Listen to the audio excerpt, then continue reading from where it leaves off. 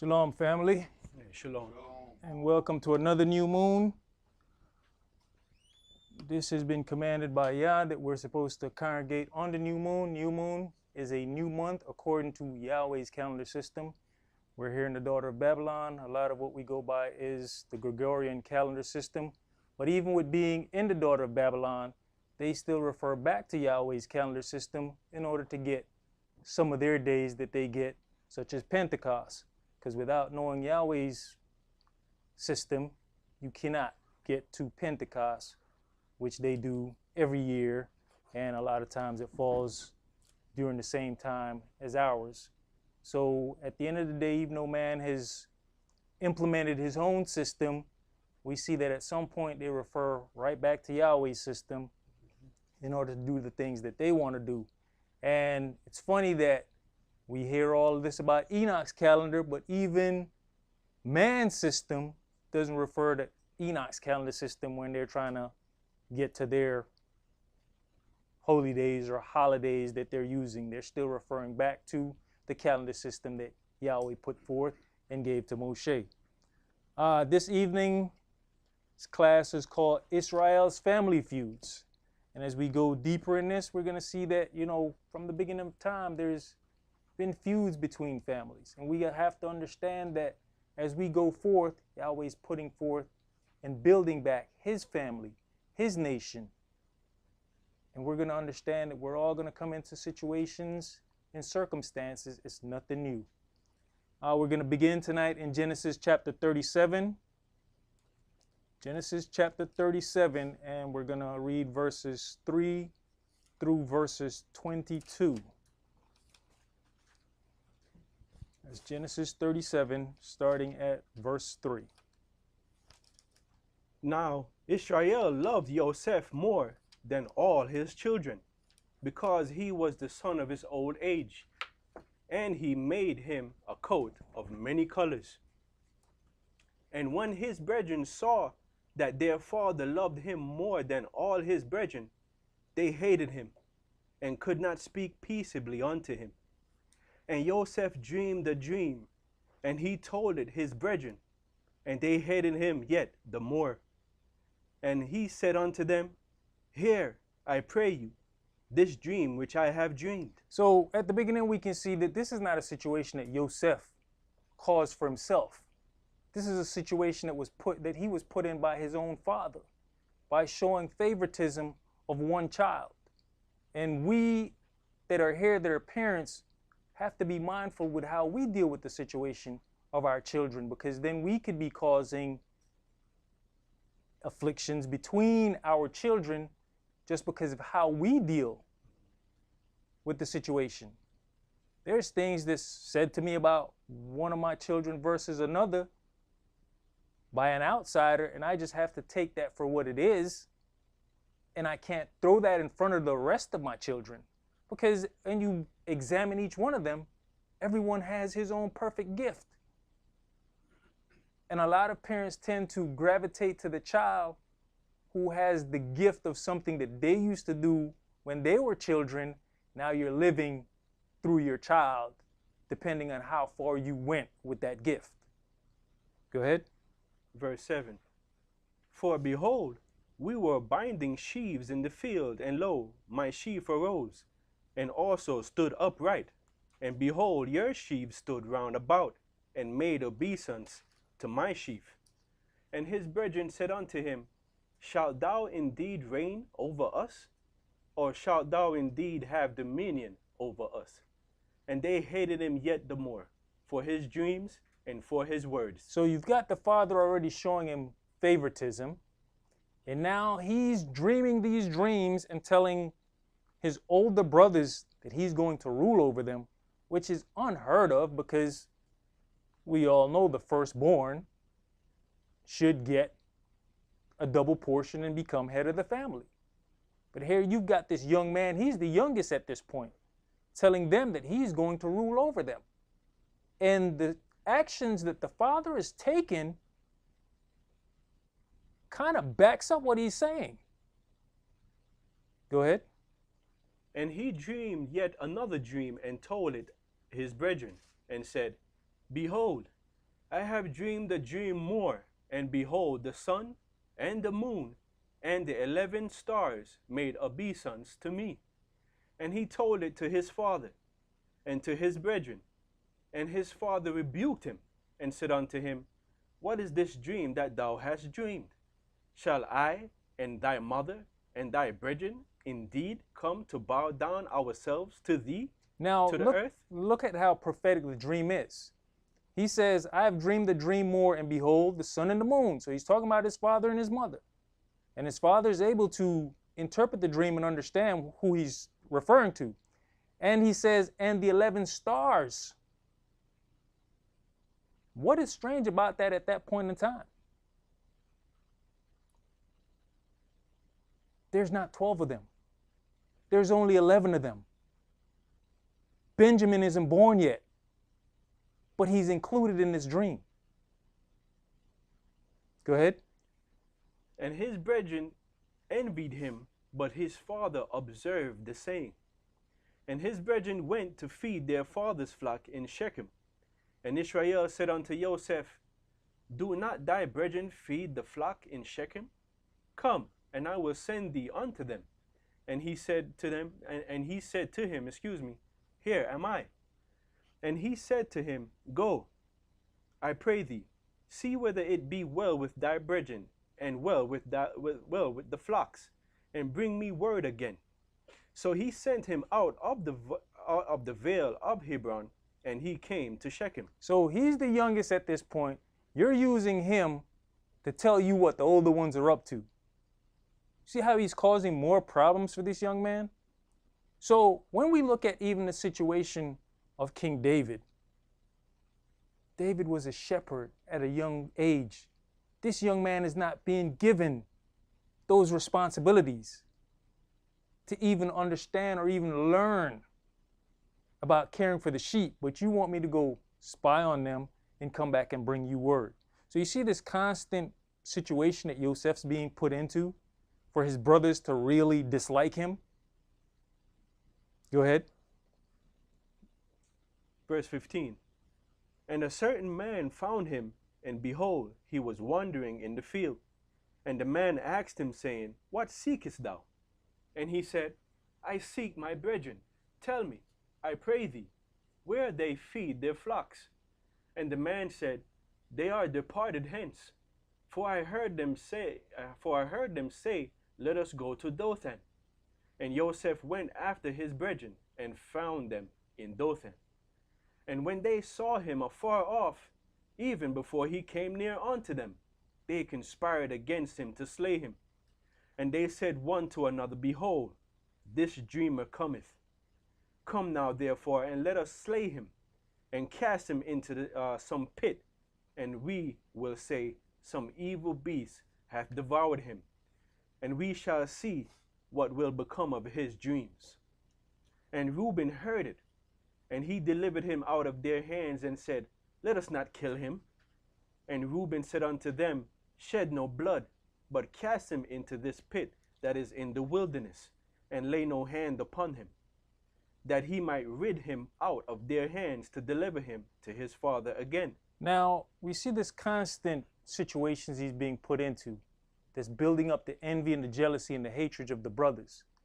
And the father helped to perpetuate this. But at the same token, none of these brothers are speaking to the parents to say, hey, you know, this situation of this doesn't look right. And that's the problem that we also have to understand, is that we have to be approachable by our children. We have to be able to listen to our children, lest that root of bitterness is being built up against another sibling, and they can't come to us and say, you know, I feel some kind of way because you seem like you favor this person. Seems like this person can't do no wrong. What's wrong with me? We have to be that open with our children to be able to sit down and talk. They should be able to come to us and discuss things. And that's what is not happening with these brothers and their parents. Let's jump down to jump to verse 29 for me, please. Yes, sir. And Reuben returned unto the pit, And behold, Joseph was not in the pit, and he rent his clothes. And he returned unto his brethren and said, the child is not, and I, where shall I go? So now Reuben is upset because he devised a plan to try to save his brother. Reuben is the oldest one. Now he wants to stand up for his brother.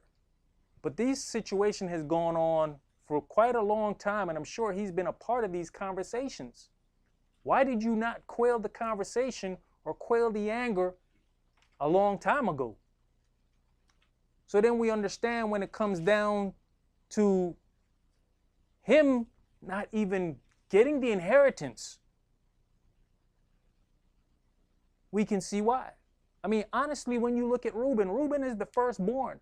But what position does Reuben have in Israel?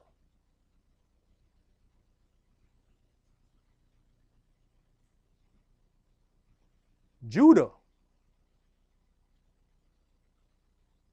in all rightful places, should have been Reuben.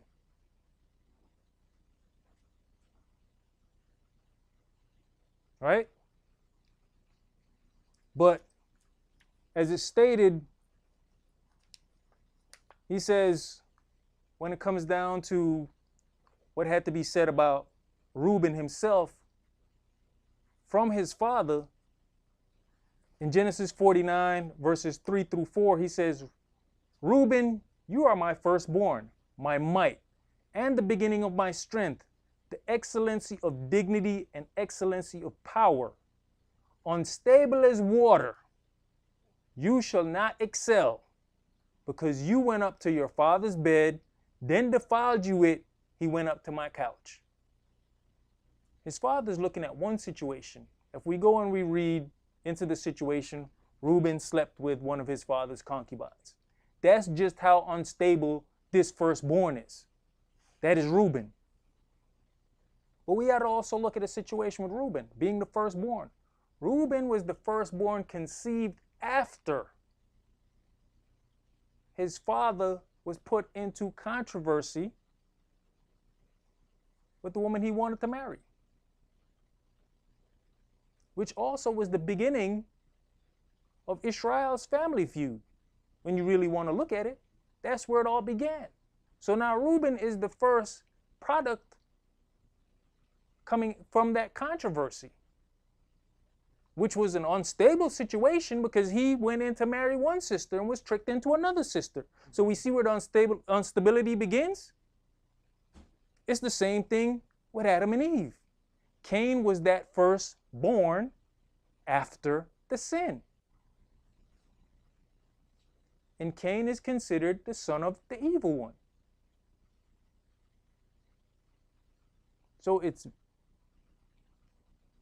we have to be mindful of the things we do after certain situations and the byproduct of that situation. Let's go to Genesis chapter 13.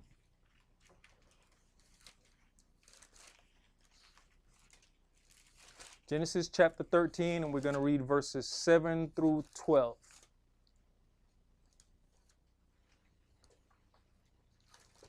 And there was a strife between the herdmen of Abram's cattle and the herdmen of Lot's cattle. And the Canaanite and the Perizzite dwelled then in the land. Now here we are again, another family feud. Abram and his nephew Lot. Go ahead. And Abram said unto Lot, let there be no strife, I pray thee, between me and you, and between my herdmen and your herdmen, for we be brethren. Now, he's trying to put an end to this situation. But when we go back to verse 7, it says, and there was a strife between the herdmen of Abram's cattle and Lot's cattle. The strife was not between Abram and Lot. It was between the herdmen. But that strife then in turn affects the dealings of Abram and Lot. So we also have to be mindful how outside sources can then come and cause us problems within our family. Go ahead. Is not the whole land before thee? Separate thyself, I pray thee, from me. If thou wilt take the left hand, then I will go to the right. Or if thou depart to the right hand, then I will go to the left. And see, people think it's strange sometimes when you need to put distance between each other. Sometimes we need that distance so everybody can get a level head and come back and reevaluate the situation. Go ahead. That was it for that was the last verse. 7? Verse 12. To verse 12, excuse me. And Lot lifted up his eyes and beheld all the plain of Jordan, that it was well watered everywhere, before Yahweh destroyed Sodom and Gomorrah, even as the garden of Yahweh, like the land of Egypt, as thou comest unto Zoar. Then Lot chose him all the plain of Jordan, and Lot journeyed east, and they separated themselves the one from the other. Abram dwelled in the land of Canaan, and Lot dwelled in the cities of the plain, and pitched his tent toward Sodom. Now we know in the grand scheme of things, this was all Yahweh's doing. But once again, the whole strife started with outside influences that then made those two have to separate. Let's go to Genesis chapter 14 and start at verse 1 for me.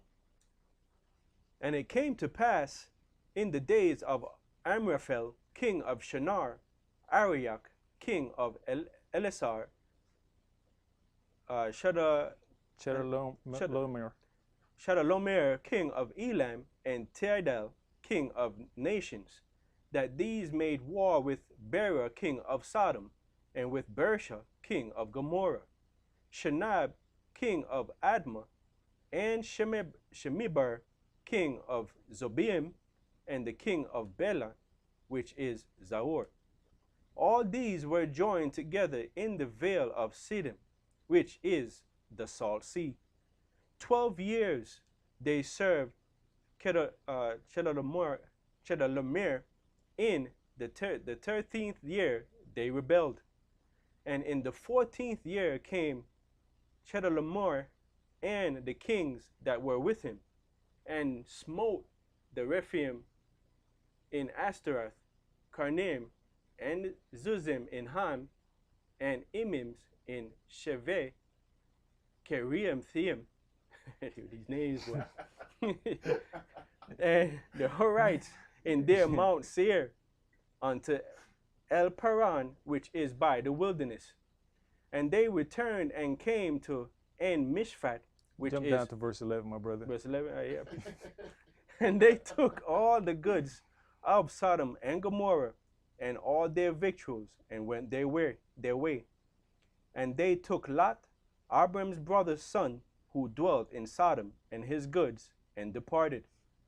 And there came one that had escaped and told Abram the Hebrew, for he dwelt in the plain of Mamre, the Amorite, brother of Ishcal, the brother of Aner, and these were confederate with Abram.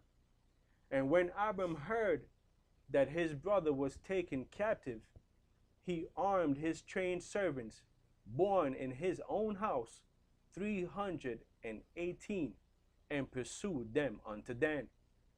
And he divided himself against them, he and his servants, by night, and smote them, and pursued them unto Hobah, which is on the left hand of Damascus. And he brought back all the goods, and also brought again his brother Lot, and his goods, and the women also, and the people. So we see here that even though there was a strife between Abram and Lot, and they had to separate, when news came to Abram that something befell his nephew, he didn't dwell on the situation that took place in the past. He got up and he went to the rescue of his nephew.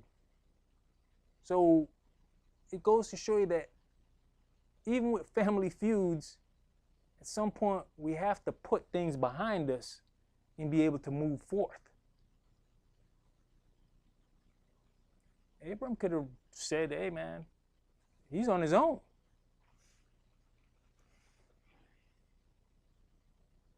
But he did what was necessary to go and save his nephew Lot, save all his goods and all his possessions, and bring it back, despite the past feud. Some of us don't know how to get over feuds. Some of us just hold on to things.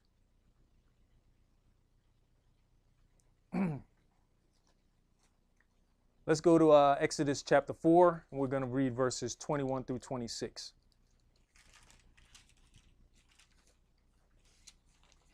There's always going to be circumstances and situations, but we have to be able to grow in a righteous manner. Exodus chapter 4, verses 21 through 26. And Yahweh said unto Moshe, when thou goest to return into Egypt, see that thou do all those wonders before Pharaoh, which I have put in thine hand. But I will harden his heart, that he shall not let the people go. And thou shalt say unto Pharaoh, thus saith Yahweh, Israel is my son, even my firstborn. And I say unto thee, let my son go, that he may serve me. And if thou refuse to let him go, behold, I will slay your son, even your firstborn. And it came to pass by the way in the inn that Yahweh met him and sought to kill him. Then Zipporah took a sharp stone and cut off the foreskin of her son and cast it at his feet and said, surely a bloody husband art thou to me. So he let him go. Then she said, a bloody husband thou art because of the circumcision. So we see that this is now a family feud within the house. We don't know how long this family feud has been going on. As a matter of fact, I have looked and tried to see when did Yahweh have a conversation with Moshe about circumcising his boys. I couldn't find it. It was so much so that I approached Eliel and said, excuse me, do you recall seeing this anywhere? Do you recall reading that anywhere? He said, no, but it came to me. It's culture. He should have known. It is part of your culture. Take care of the business. That's why there was never a conversation. Because this started way back with Abraham. This was given to Abraham for all of the children of Israel. Yahweh didn't need to have a conversation with him. And Yahweh didn't care that he was raised in Pharaoh's house, where that is not their culture. So we're here in the daughter of Babylon. And as we learn things about our culture, we need to fix it. Just like Yahweh didn't care about him being raised in Pharaoh's house and that he was in Egypt, Yahweh don't care about the fact that we're here in the daughter of Babylon. This is culture. Your culture has to represent who you are. We have to represent the culture. Sometimes we read stuff and we don't see it. And like I said, I had to go and ask Eliel, when did he ever have a conversation with him? If it's your culture and you understand your culture, what got him kicked out of Pharaoh's house? The love that he had for his people. Okay, now it's time to adopt the culture. You're no longer in Pharaoh's house. So as we're learning and as we're growing in this culture, we need to understand how we deal with situations and circumstances when they come about in a righteous manner, according to the culture that we claim as our culture. We need to be about it.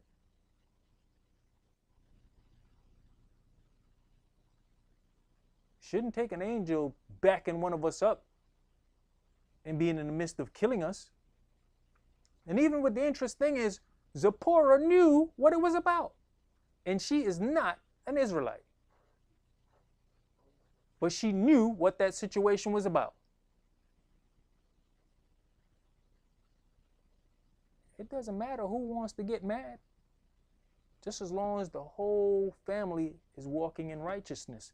How much further could his boys have gone without that circumcision? It don't matter where Zipporah is from, those boys are Israelites. That circumcision then brings them into the covenant with Yahweh.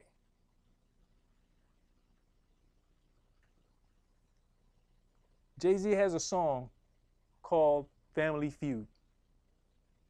I don't know how many people have ever heard the song. In the song,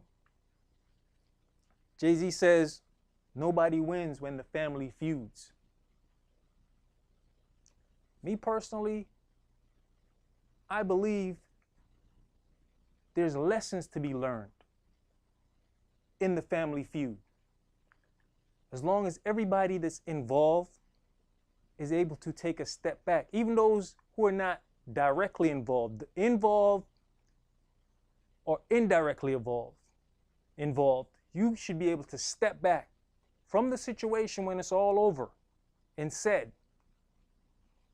and examine yourself first to see what part you played or did not play in the situation. And then once you've examined your position and see what things you could have done better for the situation not to escalate to where it had escalated, then you can start looking at everybody else's position.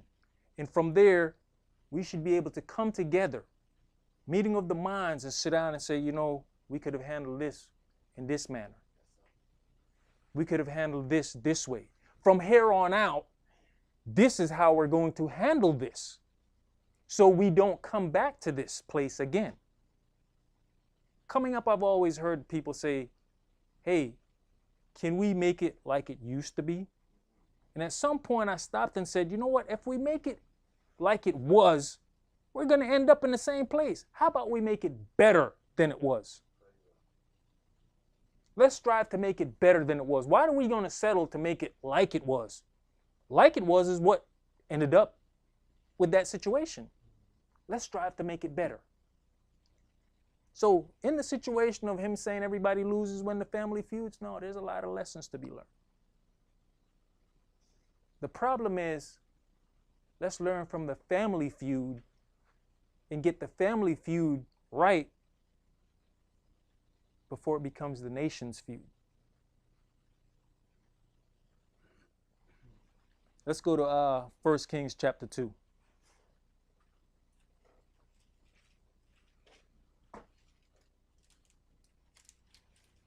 First Kings chapter 2, and we're going to start at verse 12.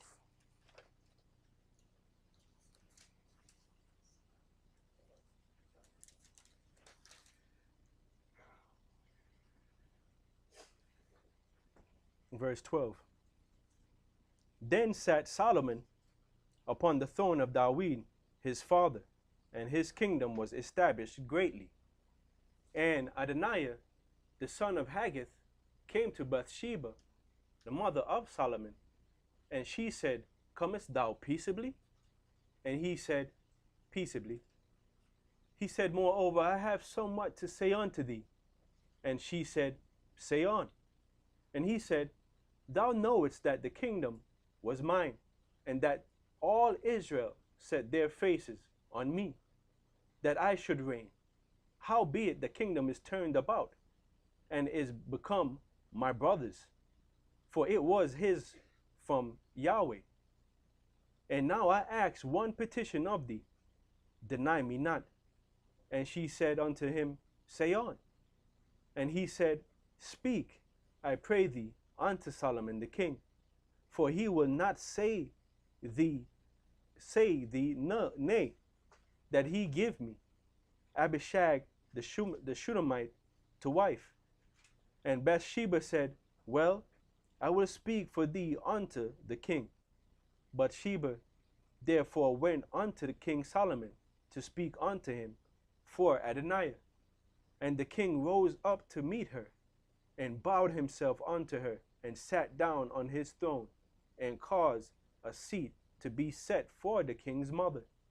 And she sat on his right hand. Then she said, I desire one small petition of thee, I pray thee. Say me not nay. And the king said unto her, Ask on, my mother, for I will not say thee nay. And she said, Let Abishag the Shunammite be given to Adonijah thy brother to wife. And King Solomon answered and said unto his mother, And why hast thou asked Abishag the Shunammite for Adonijah?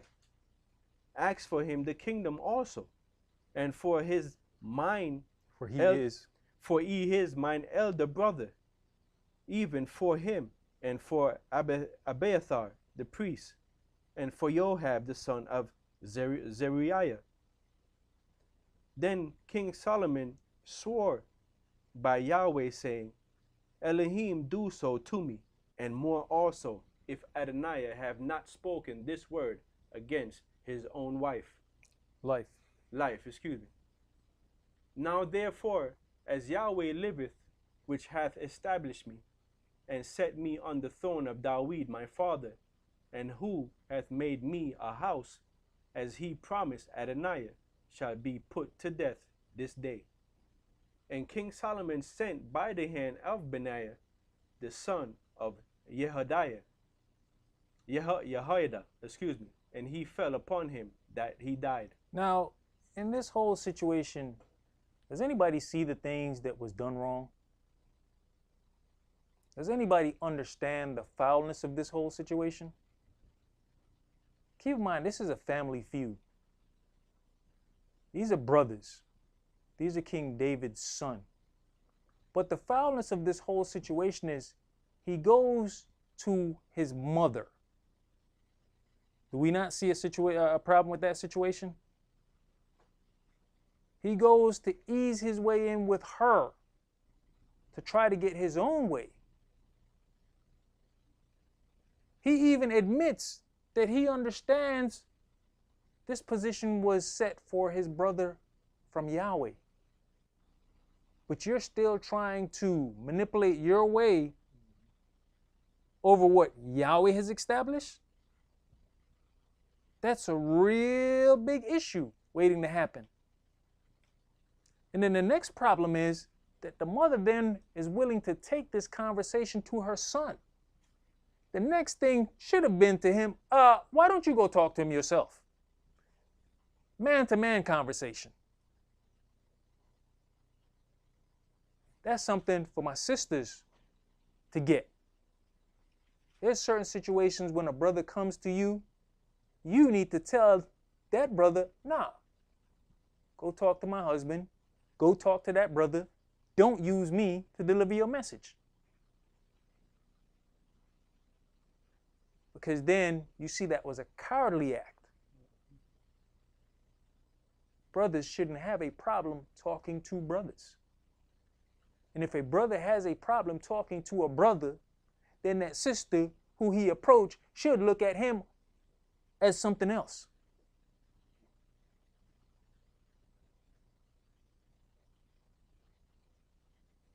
Sorry to say, because maybe he doesn't piss against the wall. Maybe he sits down. Come on.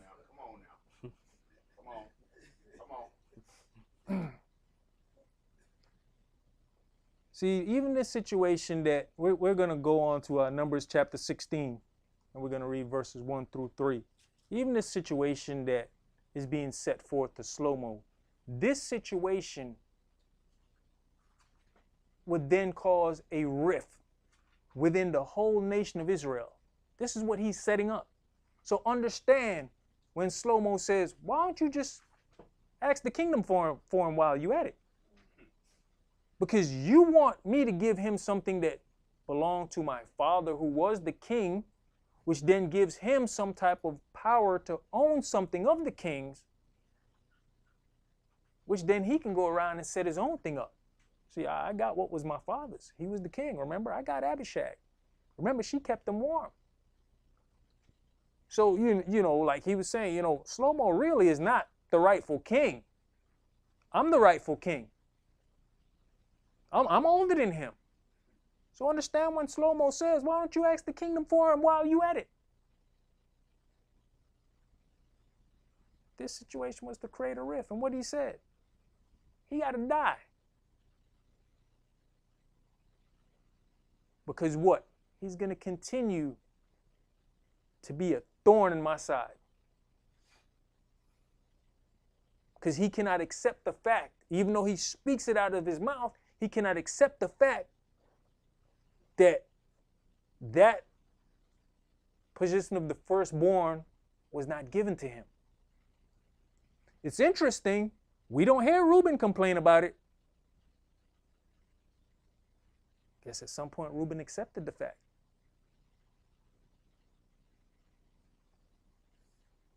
Where I said Numbers chapter 16. Verse 1 through 3. Yes, sir. Now Korah, the son of Izhar, the son of Kohath, the son of Levi, and Dathan, and Abiram, the sons of Eliab, and On, the sons of Peleth, sons of Reuben, took men, and they rose up before Moshe with certain of the children of Israel, 250 princes of the assembly, famous in the congregation, men of renown. And they gathered themselves together against Moshe and against Aaron, and said unto them, Ye take too much upon you, seeing all the congregation are holy, every one of them, and Yahweh is among them. Wherefore then lift ye up yourselves above the congregation of Yahweh. See, now I just mentioned Reuben. Now here it is, Reuben's boys trying to cause problems. What would they come out of? A lineage of unstableness. So they don't understand their place. Really and truly, they don't have one. So here we go with the sons of Reuben, the Reubenites, trying to cause problems. But this problem stemmed from somewhere else. This problem that has come onto Moshe came from other family members. This was a feud before this situation that has led to this. Let's go ahead and read about that. Let's go to Numbers chapter 12. We're going to read verses 1 through 15, just to get an idea of where this thought process comes from and how things that start within our immediate family setting can then spread outside the family and eventually spread to the congregation or to the nation. Because at this point, this little rift that we're going to read about has spread to the congregation. Go ahead. And Miriam and Aaron spake against Moshe because of the Ethiopian woman whom he had married. For he had married an Ethiopian woman. And they said, Hath Yahweh indeed spoken only by Moshe? Hath he not spoken also by us? And Yahweh heard it? Now, this is Miriam and Aaron speaking about Moshe. It doesn't say who's in earshot of this conversation. But we see where we just came from. This is the same thing being brought to Moshe, but it includes Aaron this time. He was part of the first conversation. Now he's included in this feud that he and his sister began. Go ahead. Now the man Moshe was very meek, above all the men which were upon the face of the earth. And Yahweh spake suddenly unto Moshe, and unto Aaron, and unto Miriam, Come out, ye three, unto the tabernacle of the congregation. And they three came out. And Yahweh came down in the pillar of the cloud, and stood in the door of the tabernacle. And they called Aaron and Miriam, and they both came forth. And he said, Hear now my words. If there be a prophet among you, I Yahweh will make myself known unto him in a vision and I will speak unto him in a dream. My servant Moshe is not so, who is faithful in all mine house. With him will I speak mouth to mouth, even apparently, and not in dark speeches. And the similitude of Yahweh shall he behold. Wherefore then were ye not afraid to speak against my servant Moshe? And the anger of Yahweh was kindled against them, and he departed. And the cloud departed from off the tabernacle, and behold, Miriam became leprous, white as snow. And Aaron looked upon Miriam, and behold, she was leprous. And even with this situation, Yahweh asked the question, why were you not afraid to speak against my servant? And that is a problem when we kind of hold things in and we're carrying these feelings and we address them at the wrong time, at the wrong place. Be mindful of the repercussion.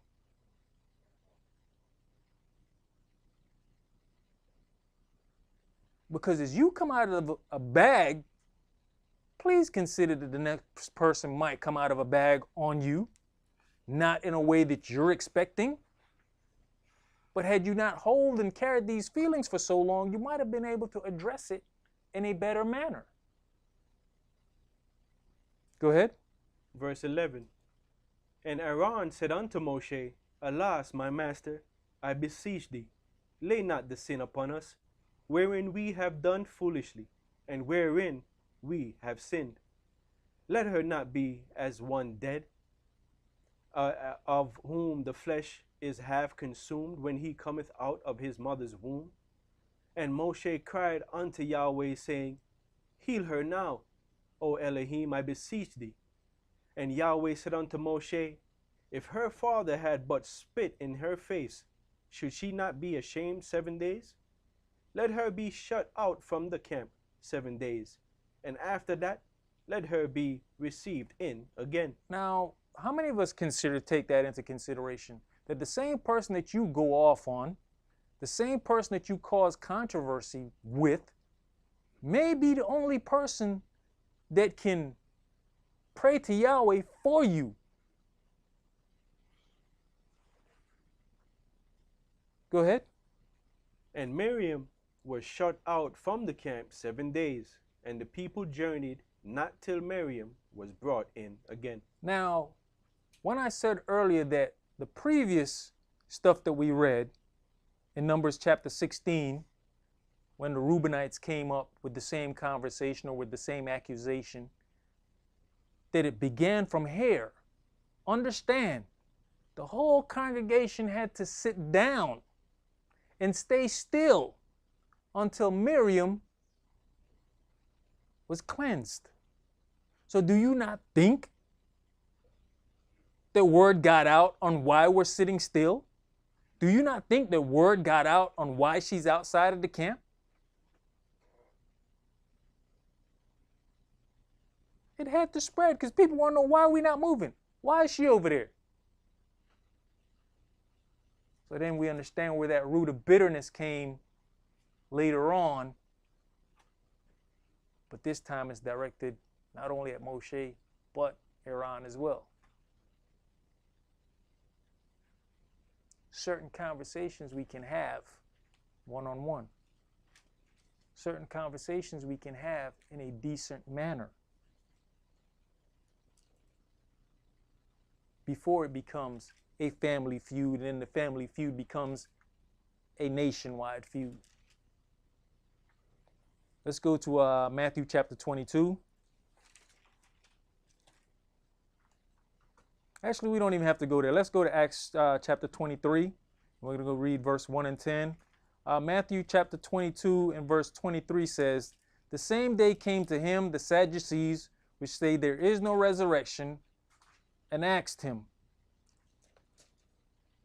So we're talking about the Sadducees and their position. And it says the Sadducees say there is no resurrection. And this is the Mashiach that they're talking to. But let's go to Acts chapter 23. and see how just knowing a little bit of information on where everybody's stance is, how powerful a little bit of information can be in a family feud. Acts chapter 23. Go ahead, my brother. And Saul, earnestly beholding the council, said, Men and brethren, I have lived in all good conscience before Elohim until this day. And the high priest Ananias commanded them that stood by him to smite him on the mouth. Then said Saul unto him, Elohim shall smite thee, thou whited wall. For sittest thou to judge me after the law, and commandest me to be smitten contrary to the law? And they that stood by said, Revilest thou Elohim's high priest? Then said Saul, I know not, brethren, that he was the high priest. For it is written, Thou shalt not speak evil of the ruler of your people. But when Saul perceived that the one part were Sadducees and the other Pharisees, he cried out in the council, Men and brethren, I am a Pharisee, the son of a Pharisee, of the hope and resurrection of the dead I am called in question. And when he had so said, there arose a dissension between the Pharisees and the Sadducees, and the multitude was divided. For the Sadducees say that there is no resurrection, neither angel nor spirit. But the Pharisees confess both. And there arose a great cry, and the scribes that were of the Pharisees' part arose, and strove, saying, We find no evil in this man, but if a spirit or an angel has spoken to him, let us not fight against Elohim. And when there arose a great dissension, the chief captain, fearing lest Saul should have been pulled in pieces of them, commanded the soldiers to go down, and to take him by force from among them, and to bring him into the castle. So we can see that if somebody has enough information about the feud going on without a family, how they can cause further division. Saul was a Pharisee. Once he figured out who was in front of him, he was able to divide that, because this was a constant family feud. If you don't understand everything we've been reading, it's still family, but you have immediate Judah as a family. You've got immediate Reuben as a family. Each tribe is an immediate family, but all 12 tribes together is still family. So what did he do? All right, these family members over here have an issue with that. These family members over here have an issue with this. Let me run it right down the middle. Separate the family. We can have our own family issues and allow other people to get involved, then the whole congregation is split. Why? Just because we don't know how to talk amongst ourselves. Just because we don't know how to deal within ourselves. Now you got it going on with somebody that was here but is no longer here because their own issues that they couldn't get over. They're in your ear now. Yeah, man, see, that's why you need to do this. That's why you need to do that. Will we allow the lack of conversation, the lack of ability of being able to reason amongst ourselves to cause us to be pulled off of the path? Like I said earlier, even our children should be able to come to us and discuss issues that we should be able to listen and say, you know, this young man has a righteous view about this situation. Maybe I need to meditate on this. Sibling rivalry is always going to be there. But the extent of where the sibling rivalry goes, each and every one of us is in control of that. And yes, sometimes it's necessary to have to remove yourself just to continue on your journey.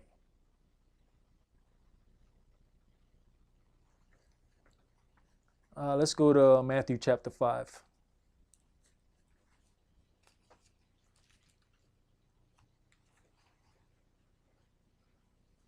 As we go to Matthew chapter 5, I have a note here that says, lack of communication and stored up feelings over time is usually the reason for most family feuds.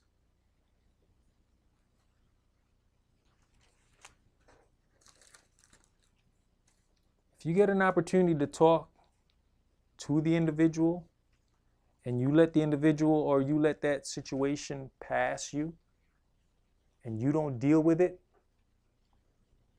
do you look back and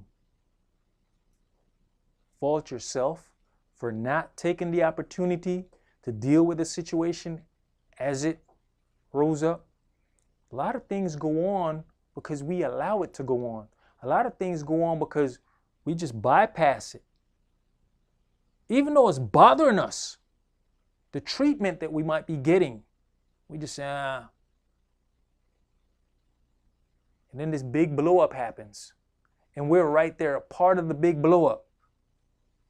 Because what? That little thing that we kept letting bypass really did build up. And now we're pouncing into somebody else's fight because of feelings built up over time, suppressed.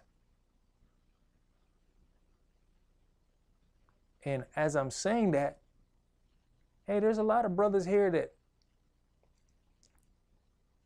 I jab at, per se, and have said, hey man, you know, this makes me feel some kind of way. I commend when a young brother can come to me and say, hey brother, can I talk to you? Sure. Pull me outside, one-on-one, and say, hey man, is there an issue between me and you? There's grown men who won't do that.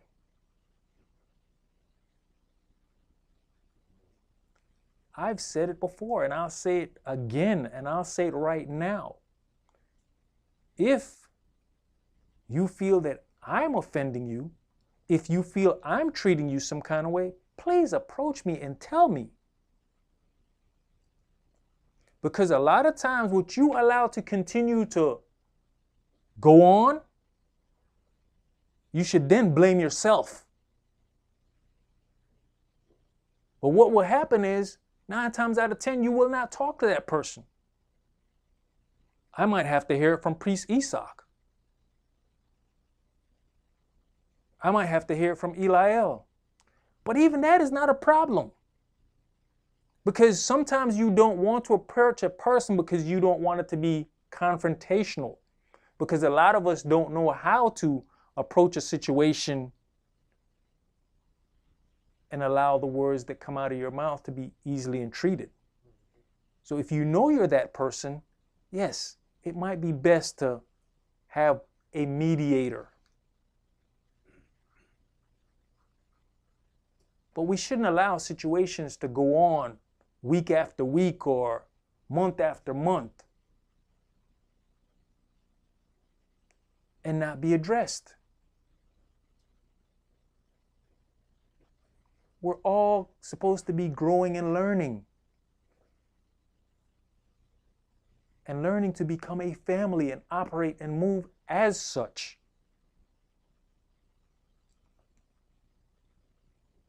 Go ahead, my brother. Verse 17. Matthew chapter 5 and verse 17. Think not that I am come to destroy the law or the prophets. I am not come to destroy, but to fulfill. For verily I say unto you, till heaven and earth pass, one jot or one tittle shall in no wise pass from the law till all be fulfilled. Whosoever therefore shall break one of these least commandments, and shall teach men so, he shall be called the least in the kingdom of heaven. But whosoever shall do and teach them, the same shall be called great in the kingdom of heaven. For I say unto you, that except your righteousness shall exceed the righteousness of the scribes and the Pharisees, ye shall in no case enter into the kingdom of heaven. Ye have heard that it was said by them of old time, Thou shalt not kill, and whosoever shall kill shall be in danger of the judgment. But I say unto you, that whosoever is angry with his brother without a cause shall be in danger of the judgment. And that's the key word. Is there a cause behind your anger? Or do you just feel some kind of way?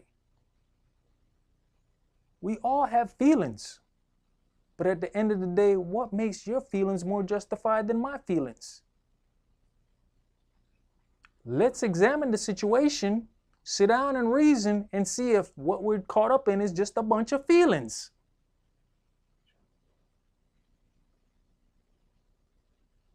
Or did somebody righteously sin against you?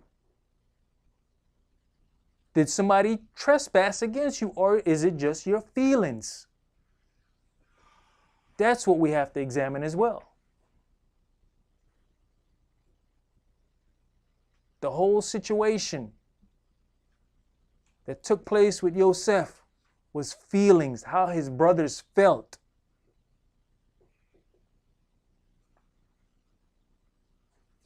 But it led to them wanting to kill him.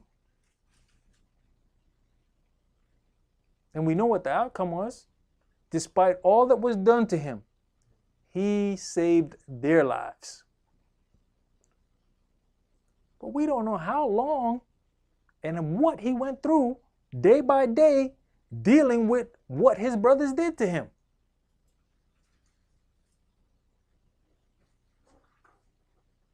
Go ahead. And whosoever shall say to his brother Raca shall be in the danger of the council. But whosoever shall say, Thou fool, shall be in danger of hellfire. Therefore, if thou bring thy gift to the altar, and there rememberest that thy brother hath aught against thee, leave there thy gift before the altar, and go thy way.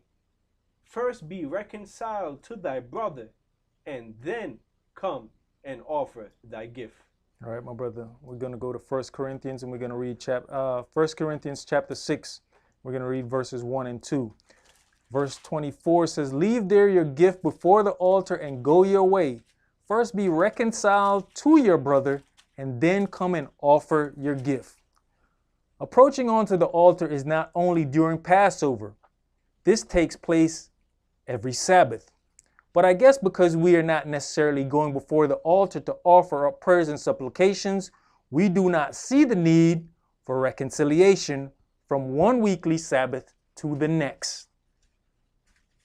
We can take care of situations amongst ourselves as it arises. If you're coming in here week after week with a situation going on between brothers and sisters, you're in error. What do we wait for Passover to come and throw everything down in front of the altar? Do we only wait for atonement to try to rectify everything before atonement comes around? Just to say, I'm in a good spot.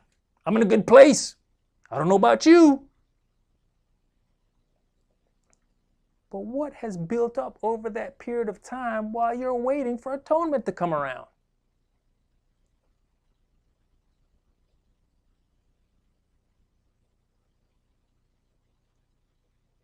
What great conversations and memories have you lost out on with your brother and your sisters while you're holding feelings that they might not even know about? waiting for atonement to come around. The altar's here, week after week, every Sabbath.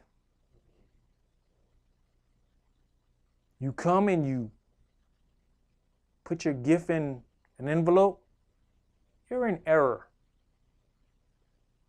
It says if you go before the altar, when you get that envelope in your hand to give a gift, if there's still a problem, consider, was your gift accepted? Or was it a blemish offering?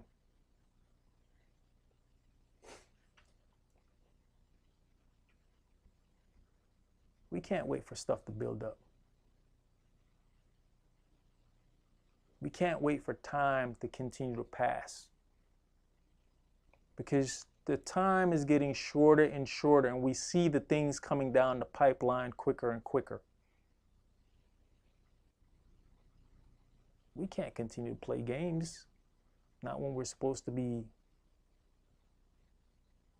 learning our culture, walking in a culture, learning to deal with each other, learning to lift and build each other up. Even when Yeshua said he was going to tear down the temple, he gave them hope. They didn't understand what he was saying, but he left them with hope. He said, I'm going to rebuild it in 3 days. Whether they had understood what it meant or not, he didn't just say, I'm going to tear the temple down. That's how some of us deal with our relationships. We tear down, but don't take the opportunity to build up.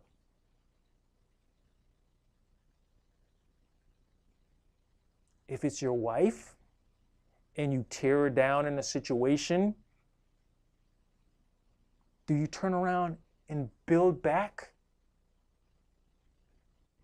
the confidence in that individual? Everything can't all be bad. I need you to correct certain things. But then when I see those things or an effort being made to correct those things, build up. Your children get certain things wrong. You see they're starting to make an effort. Go. Give that encouraging word. I see you making an effort. I see you trying. Keep it up. Brother, sister, brother, I see you making an effort to get here every week. I see it. Brother, I see you putting forth maximum effort to try to perfect this. Sister, I see you making that effort. Hey, may Yahweh add a blessing onto you for the effort that you're putting forth. We stand by and watch each other. We're all responsible for each other. I might not see a situation or a way I deal with one of my children, and one of you guys might see it. Come and say, hey, Kish, you know you can deal with that in a different manner. As I see and I pass on, I'm hoping that someone will see and pass on to me. I've gone to a brother and said, hey man, I saw you deal with a situation like this with one of your children. And as I looked at him, I saw he was flustered. Maybe you need to stop and reevaluate the weight you're putting on him and comparing him to the rest of them. I don't think he's at the same level. But can we be honest with ourselves to say, all of my children are not at the same level as the rest of them, or as even other children here? Can we be honest with ourselves and say, okay, you know what, with this one, I'm going to have a little bit more patience.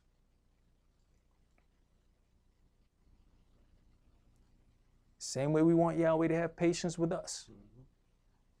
We as brothers have to have patience with our Ishas.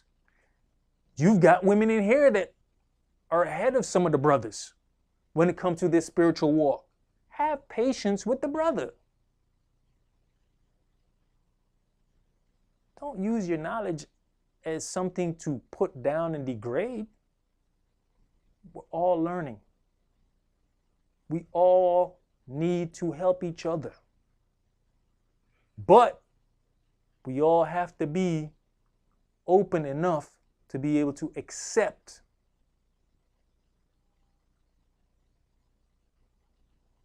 that information of change. We have to be able to accept when somebody else sees the weakness in our armor.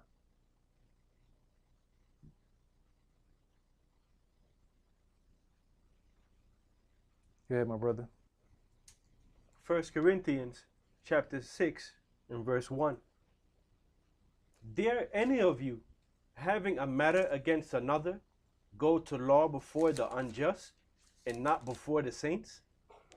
Do you not know that the saints shall judge the world? And if the world shall be judged by you, are you unworthy to judge the smallest matters? Are we unworthy to judge the smallest matters? It begins at home. We've got a great job coming if we make it.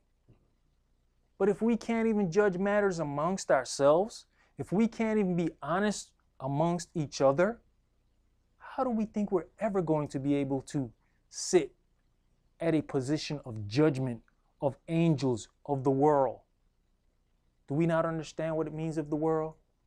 If Israel is to become a kingdom of priests,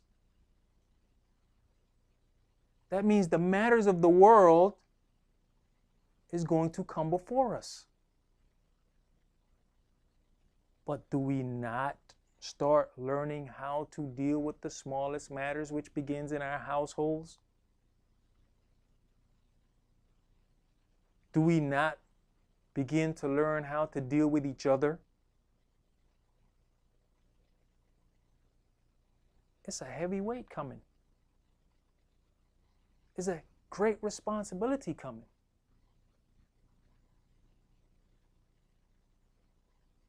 And it starts with each and every one of us in this room, on the internet, on the phone lines, listening, trying to grow. It begins with each and every one of us. That's all we're going to do for this evening. Everybody enjoy your new moon. Shalom. Shalom.